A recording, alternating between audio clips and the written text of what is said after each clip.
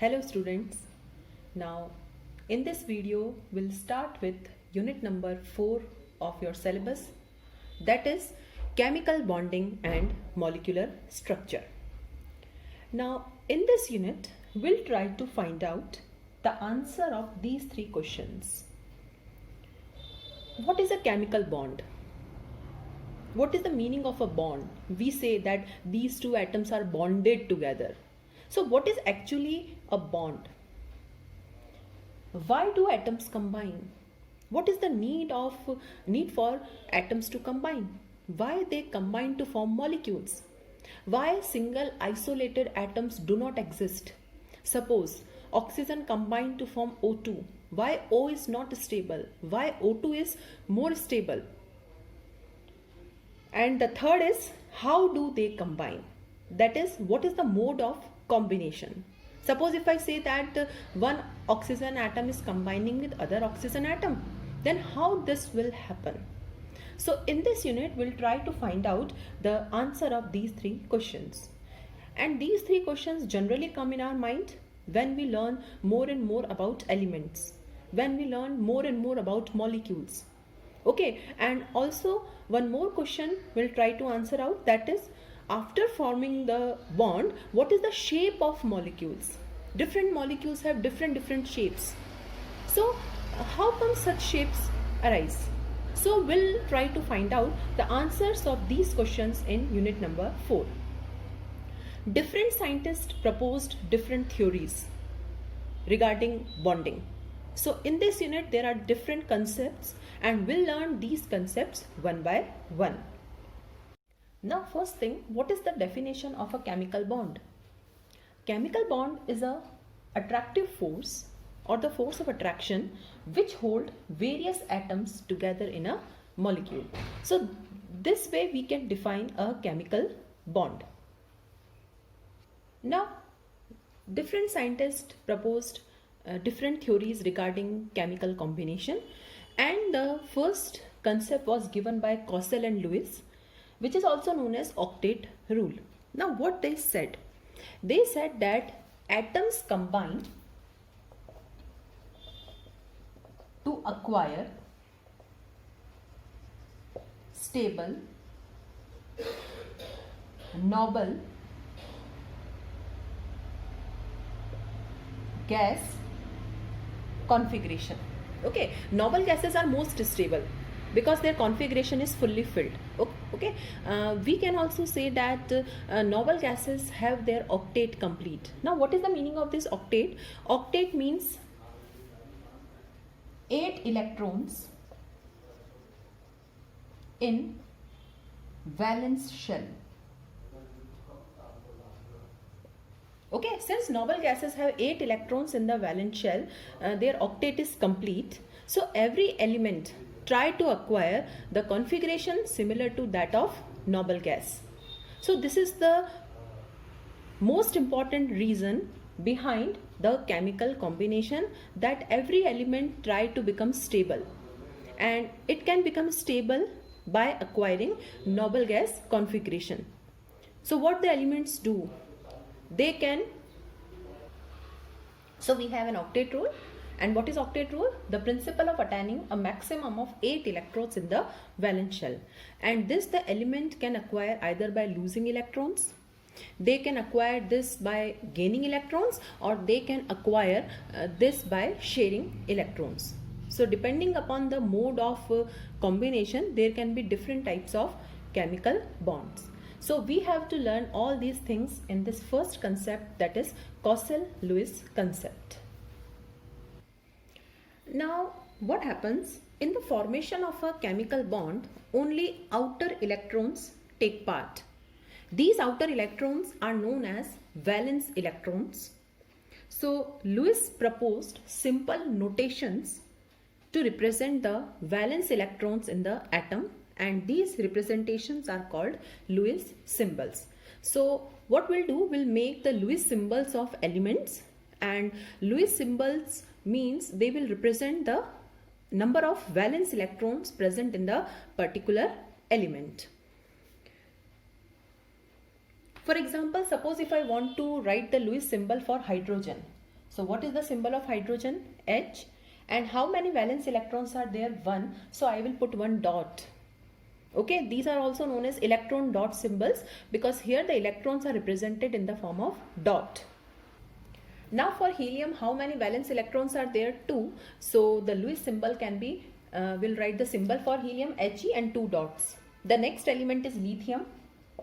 Now atomic number of lithium is 3. So the valence electrons will be 1 only, because now for this you must know to write the configuration of elements. Okay, now lithium is 3. 3 means 1s2, 2s1. Okay, now this is my outermost shell. So the outermost shell is having only 1 electron. So I will put 1 dot here.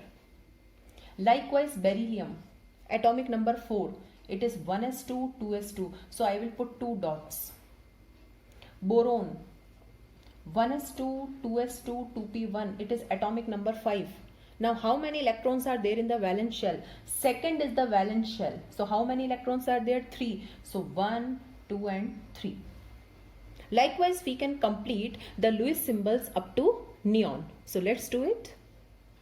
So carbon is having 4 valence electrons. Okay, and you can also find out valence electrons by your 10th class knowledge. The atomic number of carbon is 6. So 2, 4 like this. Likewise nitrogen. Nitrogen is now 2, 5. So 5 electrons are there in the valence shell. Oxygen is atomic number 8. So 2, 6. So 6 electrons are there in the valence shell. Fluorine is 2, 7. So 7 electrons are there in the valence shell. And neon is the noble gas. And noble gases have 8 electrons in the valence shell. So this is how we can make Lewis symbol for any element. Okay, we must know the electronic configuration, the valence electrons, and simply put number of dots equal to number of valence electrons. So this was according to Lewis concept. So he represented the symbols of elements in terms of valence electrons. These symbols are known as Lewis symbols. Now we'll discuss the modes of chemical combination. Okay, so Lewis said that atoms combine so as to acquire the stable noble gas configuration or to complete their octet. Now what is the mode of chemical combination? Means how do they do it? Okay, how to acquire noble gas configuration? So there are 2 ways. The first is ionic or electrovalent bond. Now ionic bond is formed by transfer of 1 or more valence electrons of one atom to another atom so as to acquire noble gas configuration. Okay, so one atom will transfer. Okay, one atom will lose the valence electron to another atom so as to acquire noble gas configuration in both the atoms. Okay, the atom by losing electron will acquire noble gas configuration and the other atom by gaining electron will acquire noble gas configuration. This is the first way. The second way is covalent bond, and this bond is formed by mutual sharing of electrons between the combining atoms. So both the atoms will share the electrons. So in this Cossel-Lewis concept, we have to discuss the formation of these 2 types of bond. Now let's discuss some examples how an ionic bond is formed, okay, or how ionic compounds are formed, and we'll take the example of most common ionic compound, that is sodium chloride or NaCl. Okay, let's see how it is formed. So first we'll make the Lewis symbol for sodium. The atomic number of sodium is 11. So 11 means it is 281. Okay. So the Lewis symbol will be like this. 1 electron in the valence shell. Likewise chlorine. The atomic number is 17. 287. So the number of valence electrons are 7. Now it is clear from the Lewis symbols that sodium is having 1 electron extra. If sodium loses this electron, it can have noble gas configuration. Likewise, chlorine is short of 1 electron. So if chlorine gains 1 electron, it will complete its octet. So there is transfer now, like this. Now the sodium will lose 1 electron, it will acquire plus charge. The chlorine will gain 1 electron, it will acquire minus charge. And now there are 2 opposite ions, Na plus and Cl minus. Okay. Now according to physics, there is electrostatic force of attraction between 2 opposite ions. And this electrostatic force of attraction is known as an ionic bond, because positive and negative will be attracted together. Okay, so this satisfies the definition. So the force of attraction. So now we came to know that what is a bond? It is nothing but it is a force of attraction between two different atoms in a molecule. So this is how your ionic compound NaCl is formed. Let's take one more example. Now we'll discuss the formation of calcium fluoride molecule. Now you can see the Lewis symbol of calcium is having 2 electrons because it is 282. Fluorine is 27, so it is having 7 electrons in the valence shell. And now there are 2 fluorine atoms. So what will happen? This calcium is having 2 electrons extra, so that it can transfer one to this fluorine and second to this fluorine. So let's see. So this is how your ionic compound calcium fluoride will be formed. So Ca will acquire 2 plus charge and each fluorine atom will acquire -1 charge. So they will be attracted together. So this is how your ionic bond forms. So with the help of this Lewis symbols, we can make different types of ionic compounds. So you can also try. So try magnesium oxide, try calcium sulfide. Okay, make the Lewis structures for these 2 ionic compounds. Now we'll discuss. Now we saw that how different ionic compounds are formed. Now we'll see that what are the factors affecting ionic bond formation. That the formation of ionic bond depends on which factors. The first factor is ionization enthalpy. Now you must have seen that while we were making NaCl structure, the sodium atom was losing 1 electron. Now is it possible for an atom to lose electron as such only? No. For losing electron or for removing electron from an atom, we have to supply some energy, and that energy is known as ionization enthalpy. So ionization enthalpy is the amount of energy required to lose electron, or the amount of energy required to remove the most loosely bound electron from an atom. Now we have seen that lower is the ionization enthalpy,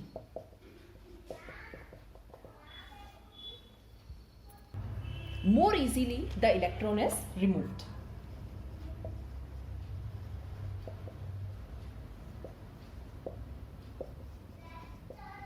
And that definitely depends upon the size of atom and other factors. So if for a particular element the ionization enthalpy is low, that element or that atom will lose electron most readily. So suppose if you want to make a cation, then you must see this factor, that the ionization enthalpy for that particular element should be lowest. Then it can readily form a cation.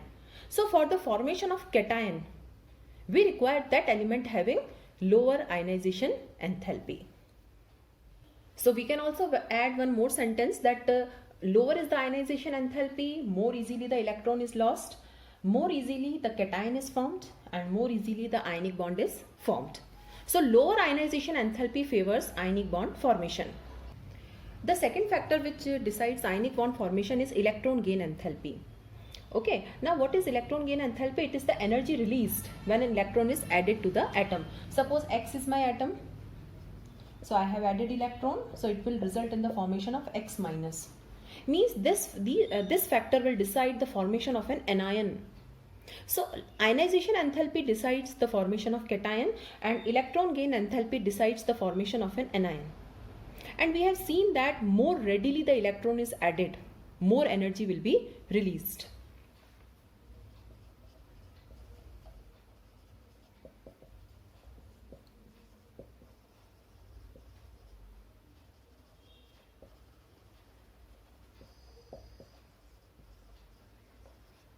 Now more energy is released means it will be more negative.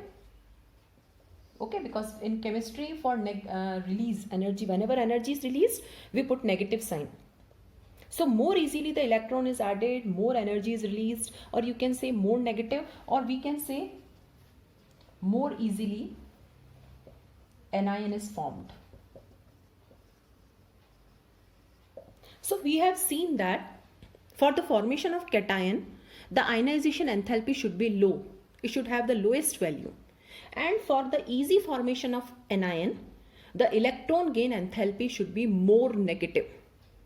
So those elements form anion readily, which have most negative electron gain enthalpies. That, for example, halogens. Halogens readily form anions. So these are the two factors which decides the formation of cation and anion respectively. Now one more factor is there. Now the third factor is lattice enthalpy.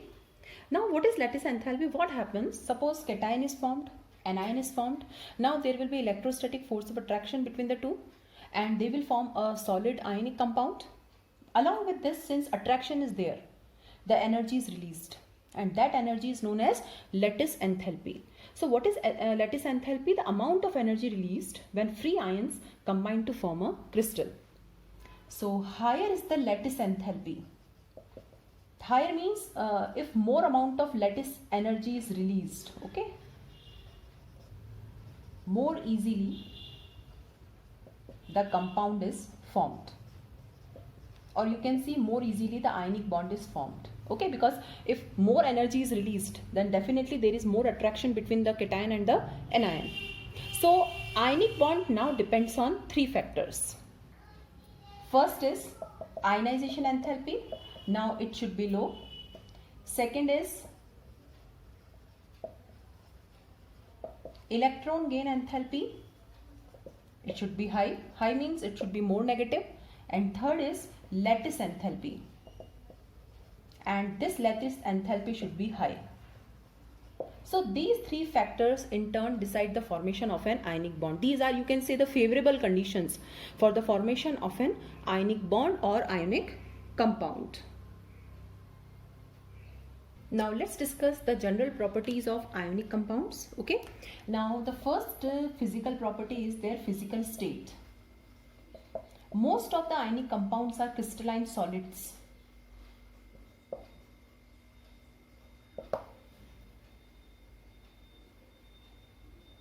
Okay, so they exist in the form of solid state, and different types of crystalline solids have different type of arrangement of their positive and negative ions.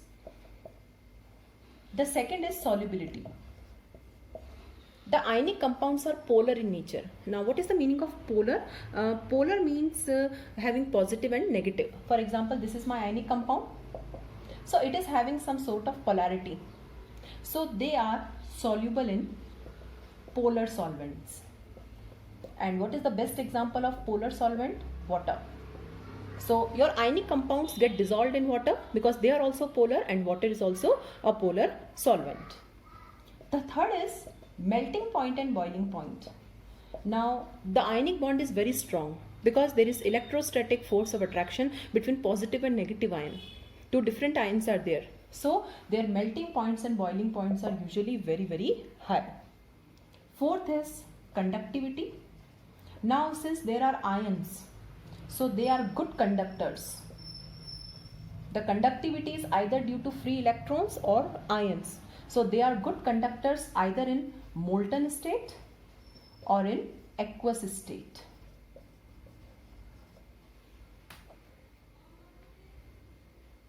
So these are few physical properties of ionic compounds. So this was the formation of ionic or electrovalent bond according to Cossel-Lewis concept.